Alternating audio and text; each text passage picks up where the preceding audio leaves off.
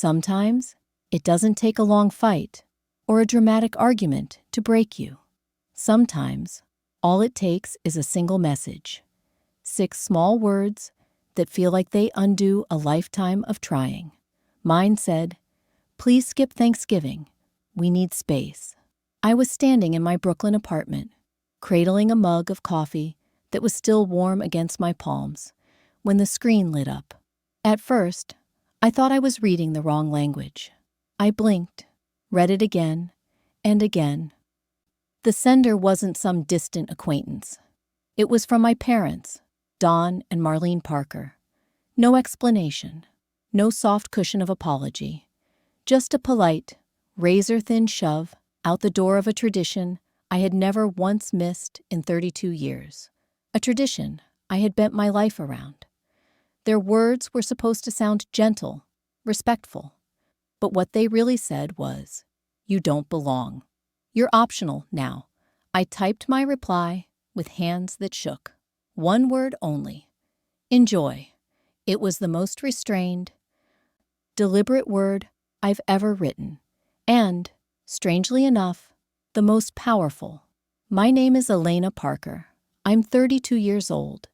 And until that Thursday morning, I thought being the capable daughter actually meant something. I thought staying quiet, being helpful, the one who gave without asking, the one who showed up no matter how heavy the load, would one day be recognized, appreciated, celebrated. Instead, my parents told me not to come. My younger sister Samantha and her perfect little family, meanwhile, were welcomed with open arms. There's an ache that comes with being reliable. People convince themselves you don't need comfort, that you don't feel cold the way others do.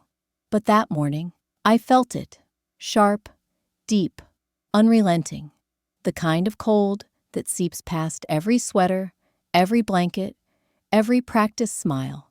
And yet, it didn't break me. It cracked something wide open, what they didn't know, and what I had been saving as a surprise, was that just a month earlier, I had quietly bought a lodge in Vermont. It was the dream I had carried for a decade, a snow-covered retreat with cedar beams, tall windows spilling in light, and a fireplace that had been warming families long before mine ever existed. I hadn't shared the news because I wanted to reveal it on Thanksgiving. I pictured myself walking in, cheeks flushed from the cold, announcing, "Look, I made something beautiful. Maybe now you'll finally see me." But now, their absence gave me clarity. I wasn't going to wait for applause. I wasn't going to beg for a seat at a table that had no room for me. So I decided, if they didn't want me at theirs, I'd build my own. A table with no favorites, no hierarchy, no silent scorekeeping. Just warmth, just laughter, just real connection. I would invite people who valued me, not for how much I could carry, but for who I was. People who came not out of duty, but because they wanted to be there. That was the moment something shifted inside me. I wasn't exiled. I was free to create a Thanksgiving that reflected the love I'd always been desperate to feel. Free to build a tradition where I didn't have to beg for belonging. Before I tell you what unfolded next, I want to ask you, have you ever been told you weren't needed? That your presence was optional? If so, stay with me. This isn't just a story about revenge. It's about reclamation, about taking back your seat at the table, even if it means carving the wood and hammering the nails yourself. Because if you've ever felt invisible, overlooked, or quietly erased, I promise you, this story is yours too. Maybe someone who, like me, needs to hear, you are not too much, you are not hard to love, and you are allowed to choose peace. Let's begin. I wasn't always the one left out. There was a time when I believed my parents loved us both equally, me and my younger sister, Samantha. 5 years apart, yet we shared bunk beds, stories under the covers, matching Christmas pajamas. But as we got older, something shifted. The world tilted ever so slightly in Samantha's favor. And I learned that being capable was both a blessing and a burden. At 16, I got my first job at a local diner. While Samantha got a sweet 16 party with fairy lights and a backyard band, I was wiping down tables and saving tips for college. I still remember the night I got my acceptance letter to Columbia. I had worked so hard. Grades, essays, scholarships. My dad read the letter, gave a proud nod, and said, "That's my girl," then turned to help Samantha finish her biology project for her sophomore class. No one asked how I'd pay for tuition. They just assumed I'd figure it out. And I did. 2 jobs, 3 roommates. Instant noodles for dinner more nights than I care to remember. Meanwhile, when Samantha got into Harvard a few years later, Mom cried tears of joy. Dad opened a bottle of champagne and quietly told me they'd help cover her tuition, just so she can focus. You know, I told myself it made sense. She was younger. She wasn't as strong as me. That word, strong, became a blanket thrown over every disappointment, every dismissal. She's just more sensitive. You don't need as much. You're so good at handling things, Elena. But what no one realized was, even strong people need to be held. Even capable daughters get tired. I didn't speak up, not then. Not when they bought her a car for graduation, while I was still using the subway. Not when they flew out to help her move apartments and missed my first big product launch. Not when they told me, at my own birthday dinner, that they had to leave early for Samantha's urgent work thing. I stayed quiet because I thought love was earned, that if I just kept showing up, kept being dependable, they'd finally see me. But every time I poured more of myself into them, I got less in return. One Thanksgiving, I brought my boyfriend, Daniel, to meet them. We were seated at the kids' table. Samantha's in-laws got the good seats. When I mentioned my promotion, my mom said, "That's lovely, dear, but let's not make a fuss. Not everyone's career is soaring right now." I laughed it off. But that night, Daniel said something I never forgot. "You know, they don't see you. Not really." We broke up a month later. Not just because of them, but they didn't help. Still, I stayed. I showed up. Every holiday. Every emergency. When Samantha's daughter got sick, I sent money. When her husband lost his job, I covered rent. They called me the glue. But even glue wears thin after a while. I thought if I kept holding everything together, they'd finally stop overlooking me. I didn't realize that sometimes, the more you give, the more people forget how to be grateful. And now, standing in my silent apartment, rereading that message, I finally understood. They didn't see me because I never asked them to. I had let them treat me as background support. And now I had a choice, not to leave them behind, but to stop leaving myself behind. This time, I was going to choose me. The same afternoon I got that message, I found something unexpected. I was clearing out old boxes in my hallway closet, trying to distract myself, I suppose, when a thin envelope slipped out from an old photo album. It was yellowed, addressed in delicate handwriting I hadn't seen in years. It was from my grandmother, Nana June. She'd passed when I was 17, just before I graduated high school. But there she was, in faded blue ink. "Elena, my firefly, if you're reading this, I'm probably no longer around to say it in person, but I need you to remember something. You deserve a seat at any table you choose. And if no one makes room, build your own." I sat on the floor and cried. The kind of crying that doesn't make noise, but empties you out. How did she know? How did she always know? That single letter, tucked away for 15 years, felt more like love than anything I'd gotten in the last 5. It reminded me why I'd bought the lodge in Vermont, why I'd kept it a secret. This dream wasn't born out of revenge or vanity. It was something else, something deeper. I first saw the lodge on a trip upstate in late autumn 2 years ago. It wasn't fancy, just a weathered cedar structure tucked between pines, with stone chimneys and creaky floors.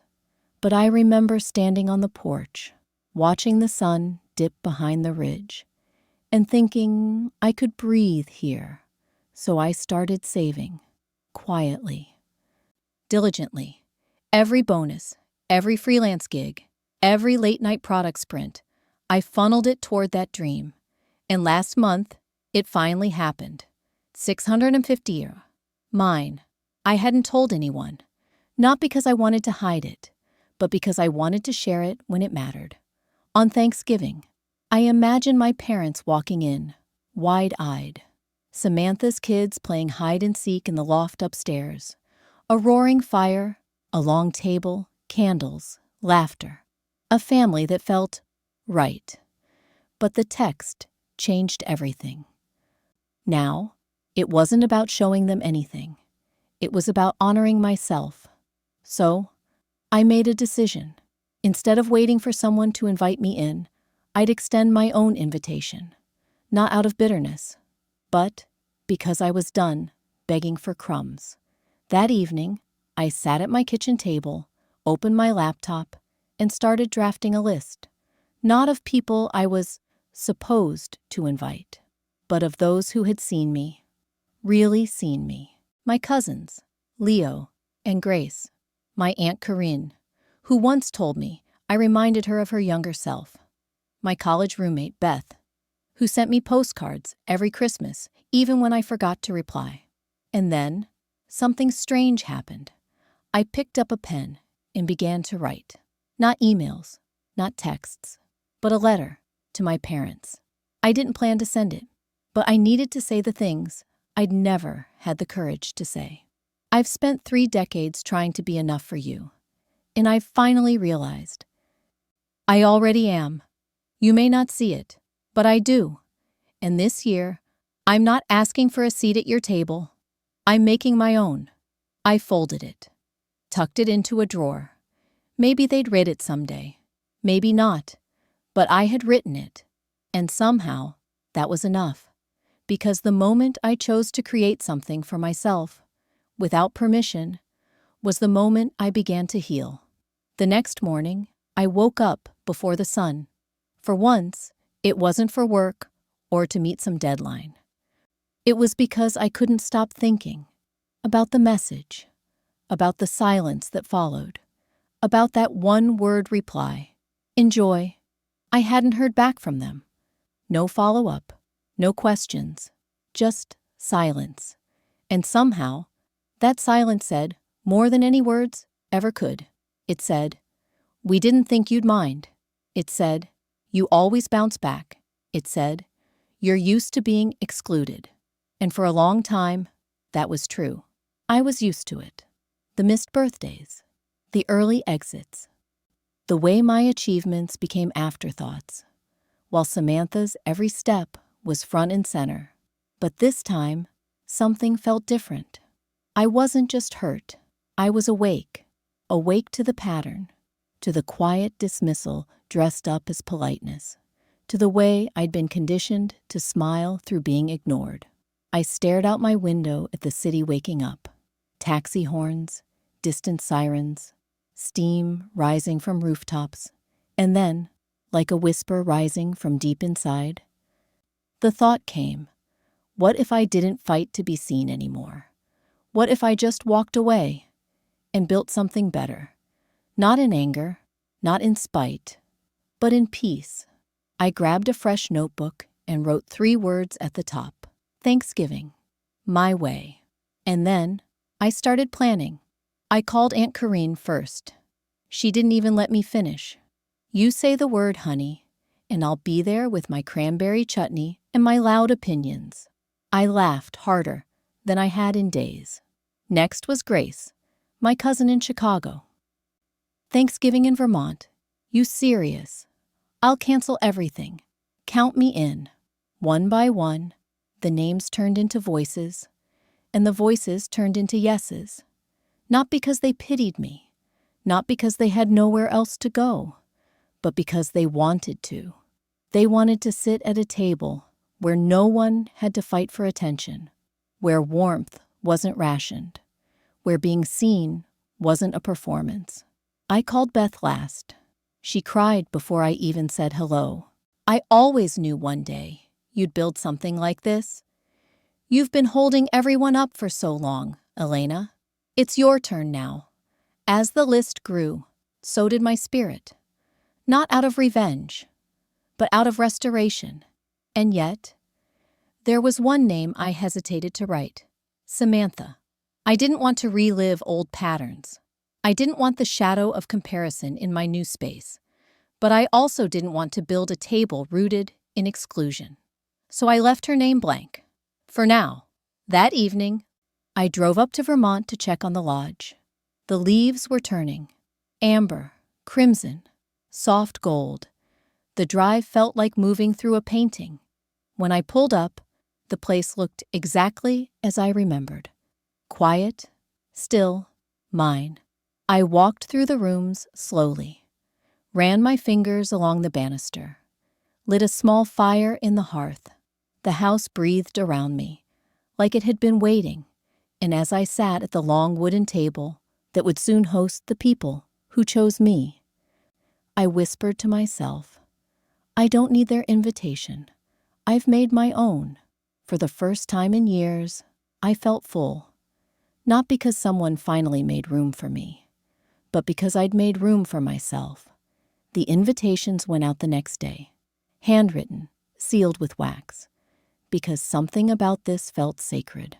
I wasn't just inviting people to dinner. I was inviting them into a new version of my life. Within a week, the RSVPs came rolling in. Leo and Grace, my cousins, were bringing board games and matching scarves. Beth asked if she could bake her signature pecan pie and crash in the loft upstairs. Aunt Corinne sent a voice message. I'm packing my overnight bag and 2 bottles of Pinot. Also, I'm stealing your lodge recipe for my next book. I smiled at every response, but the one that truly caught me off guard wasn't a letter. It was a phone call from Jason, Samantha's husband. I almost didn't answer, but something in me whispered, just listen. Hey, Elena, he said carefully, like stepping into unknown waters.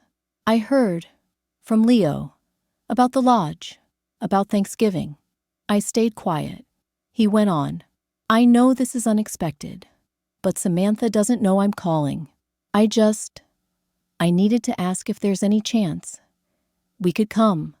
My stomach twisted. The thought of Samantha walking through those doors, bringing her old spotlight with her. I didn't know if I had the strength to risk it. Jason must have sensed the hesitation. She's different lately, he added. She's been quiet. And honestly, she cried when she saw that message your parents sent you. I blinked. I don't want to speak for her, he continued, but I think she's starting to see things she didn't before. I sat down slowly. It wasn't that I didn't want Samantha there. I just didn't want that version of her, the one shaped by favoritism and silent rivalry. I'll think about it, I said honestly. There's space, but I need to know it'll feel safe. Not like the old days. I get it, Jason replied. Whatever you decide, we respect it. After we hung up, I lit a candle and opened my journal. That letter I had written to my parents was still tucked inside, unread. And now, another letter formed. This one, to myself. You do not have to repeat the old patterns. You're not recreating a table with a new tablecloth. You are building a different room entirely. I took a deep breath. Maybe healing didn't mean shutting people out. Maybe it meant letting them in, but on your terms.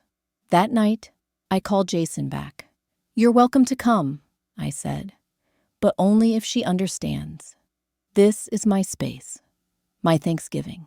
She doesn't get to make it about her. I understand, he said softly. And I think she will too. The following week was a blur of preparation. I worked with a local carpenter to expand the dining table, hung fairy lights across the exposed beams, stocked the pantry with Vermont maple syrup and sweet potatoes from the market. I even ordered flannel pajamas for all the kids who were coming. Then I found a recipe card, tucked in my grandmother's cookbook. Pumpkin cornbread stuffing. The smell alone brought tears to my eyes. I baked a test batch late that night, the kitchen filled with warm, familiar scent, and I stood at the window, watching snow begin to fall, knowing this was no longer a dream. This was happening. A table was being built. One invitation at a time, and maybe, just maybe, even Samantha would find her place at it. They started arriving the day before Thanksgiving. First was Aunt Corinne, wrapped in a plaid coat the color of cranberry juice, dragging a vintage suitcase and carrying a casserole dish like it was sacred cargo. "Oh, sweetheart," she said the moment I opened the door. "This place, it smells like cinnamon and peace. What have you done?" I laughed, took her coat, and led her inside. The fire crackled gently in the hearth, and sunlight pooled across the wide plank floors. Every candle I lit, every string light I hung, had been for this moment. Next came Leo and Grace. They burst through the front door with snow still clinging to their boots and arms full of grocery bags, laughter trailing behind them. "We stopped at the co-op," Grace said. "Local cider, 6 kinds of cheese, and a suspiciously expensive tart." Beth arrived just after dark. Her suitcase was tiny, but her pie carrier, the size of a small dog. And then came Jason's car. I heard the tires before I saw the headlights, a slow crunch over gravel that made my stomach flip. I wiped my hands on a towel and stepped outside. The air smelled of pine and something sweeter, maybe hope. The car door opened and 2 small bodies flew toward me. "Elena!" It was Samantha's kids, Mia and Owen. They hugged my legs tightly, their faces pink with cold. "Aunt Elena," Mia said breathlessly, "you have a swing, and it's snowing. This is better than Grandma's." I laughed and hugged them back, then looked up. Samantha stepped out slowly. Her face was unreadable. She stood for a moment, just looking at me, and then she smiled, soft, tentative, real. "Thanks for letting us come," she said. Her voice wasn't confident, not like it used to be. "It's good to see you," I said honestly, and it was. That night, we made hot cocoa and ate leftover stew around the fireplace. Everyone wore slippers. No one asked about seating charts or who brought what. There was no performance, just presence. When I peeked into the den before bed, I found Grace showing Mia how to fold napkins into swans. Owen had fallen asleep with Leo's scarf wrapped around his head like a pirate. And Samantha, she was in the kitchen, drying dishes with Beth, laughing softly about something I couldn't quite hear. I stood in the hallway, hand on the doorframe, and took it all in. The sound of peace, the feeling of enough. Thanksgiving morning, I woke before dawn. Snow had dusted the windowsills. The kitchen was quiet, still smelling faintly of cloves and wood smoke. I brewed coffee, then stepped onto the back porch, wrapped in a blanket. The lodge overlooked a small meadow, now blanketed in white. No cars, no city noise. Just me and the morning. Soon, one by one, they began to stir. Uncle Paul arrived from the nearby inn, bringing pastries and stories.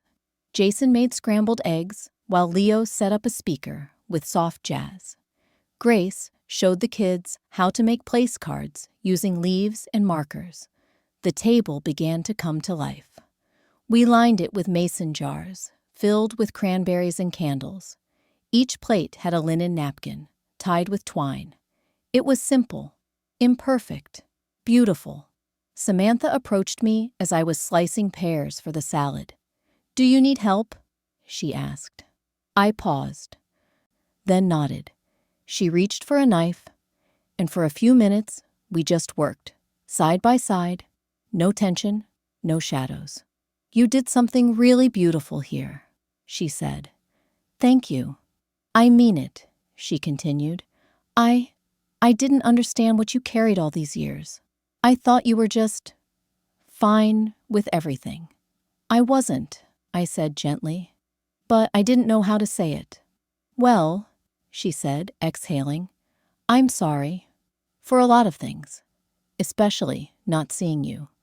I looked at her, really looked. The girl who once got everything handed to her, and the woman now standing in front of me. Less certain, but more human. "I see you now too," I said, and I meant it. As guests found their seats, I remained standing for a moment at the head of the table. The firelight danced on everyone's faces. The food smelled like home. The air shimmered with something unspoken, but felt belonging. I lifted my glass. "To new traditions," I said. "To showing up for each other. And to tables we build ourselves, out of wood, love, and second chances." They raised their glasses, one by one. Samantha's eyes met mine across the table. She smiled. Later that evening, after the dishes were done and the kids were tucked into their bunk beds, I stepped outside alone. The stars were bright, scattered across the dark sky like secrets too sacred to tell. And I knew, deep in my bones, that this was the beginning. Not just of a new holiday, but of a new life. One where I no longer had to shrink to fit. One where peace wasn't borrowed. It was chosen, and I had chosen it. It was just after dessert when my phone started buzzing. At first, I ignored it. I was too busy watching Owen and Mia try to balance marshmallows on their noses, while Aunt Corinne howled with laughter. The lodge had never felt more alive. Then Beth's phone buzzed. Then Leo's. Then Grace's. One by one, everyone paused. Uncle Paul looked up from his mug. "You're all getting the same thing, huh?" I glanced at my screen. It was my mother. "Where is everyone? We're supposed to be starting dinner. No one's here. Why isn't Samantha answering?" Another message popped up. "Are you with Elena? Did she plan something?" I felt the weight of those words. But oddly, I didn't feel fear. Just clarity. They didn't know. They truly didn't realize the ripple they had caused when they sent that text. Grace handed me her phone silently. Same message. So did Beth. It was spreading. They were realizing that everyone had chosen to be here. Samantha was standing in the hallway with Jason. Their kids were asleep upstairs, wrapped in soft flannel. She looked at me, questioning. I nodded. She picked up her phone and called. "Put it on speaker." "Hi, Mom." There was a breath on the other end. Then, "Samantha, where are you? We've been waiting for hours.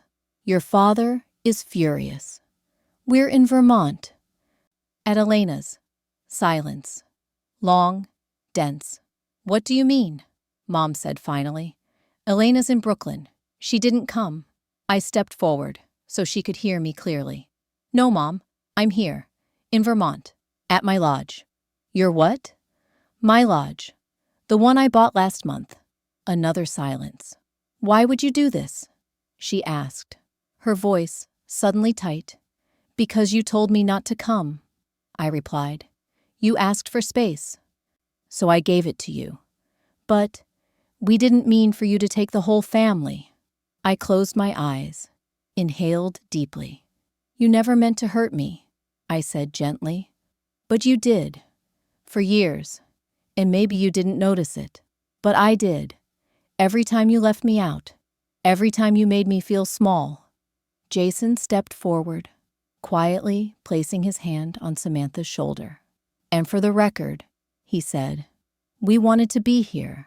We chose this. You're all being ridiculous, my father's voice cut in. This is not how families act. No, I said. It's not how your version of family acts. But this is how mine does. More silence, a door closing in the background, and then the line went dead. Jason turned off the speaker. No one spoke for a long moment. Then Grace said softly, well, that went better than expected. We laughed. It broke the tension like a champagne cork. The rest of the evening unfolded gently. Soft jazz, mulled cider, a second round of dessert, because why not? But later, as I was folding blankets in the den, Samantha came in holding something. It was a letter, the one I'd written weeks ago. She had found it tucked in the kitchen drawer. You should send this, she said. I don't know if they'd read it. That's not the point, she said. Send it for you. I took it from her, felt its weight in my hand, and I realized something. Speaking my truth wasn't about changing them. It was about freeing myself. A year passed, quietly, then all at once. Seasons changed. Leaves fell and bloomed again, and so did something in me. The lodge in Vermont had become more than a refuge. It was a living thing. Walls full of memory, floors softened by footsteps, air scented with cinnamon, pine, and peace.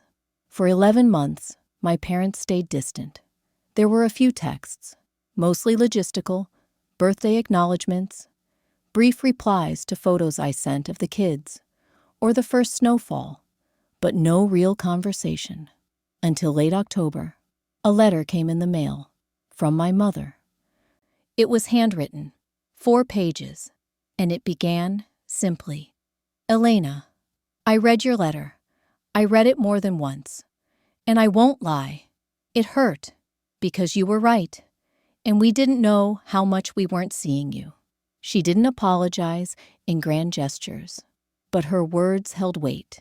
She wrote about her fears, her failures, her regrets. But what struck me most was the final line. If there is still space at your table, we would be honored to sit beside you. I read that sentence 3 times, then folded the letter and placed it in the drawer where mine had once lived. This time, the drawer wasn't full of silence. It held something new, a beginning. So I called, and I invited them, not because I forgot, but because I had forgiven. They arrived the day before Thanksgiving, just as the first snow began to fall. My father stepped out of the car first, holding my mother's suitcase. He looked older, softer somehow. And when they stepped inside, it wasn't like last year. There were no raised eyebrows, no unspoken comparisons, just quiet awe. This is extraordinary, Elena, my mother said. You've created something beautiful. I smiled. Samantha arrived soon after, arms full of pies and hand-knit scarves for the kids. She hugged me tight. No words were needed. That night, the lodge came alive again. The same faces, the same laughter, the same table, but somehow, everything was different. My parents sat in the middle, not at the head. There were no long toasts, no expectations, just passing dishes, shared stories, and the sound of people trying again. After dinner, I stepped outside, coffee in hand. The stars shimmered above the snow-covered field. My father joined me. He didn't say much, but after a long pause, he said, You were always strong, Elena, but I didn't know strength could look like this. I nodded. Sometimes love doesn't arrive loud. Sometimes it whispers.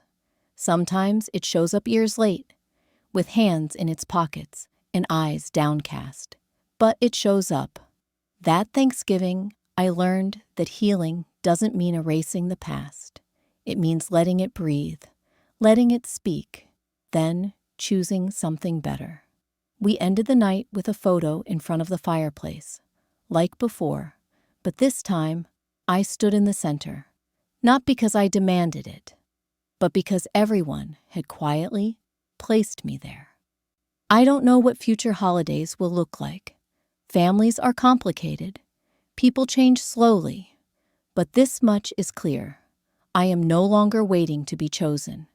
I choose myself. And from that choice, everything else flows. So if you've ever felt invisible, if you've ever wondered if you deserve a seat at the table, let me remind you, you do. And if the table doesn't have room, build a new one. Invite people who see you, who cherish you, who ask how you're really doing. Then stay to hear the answer.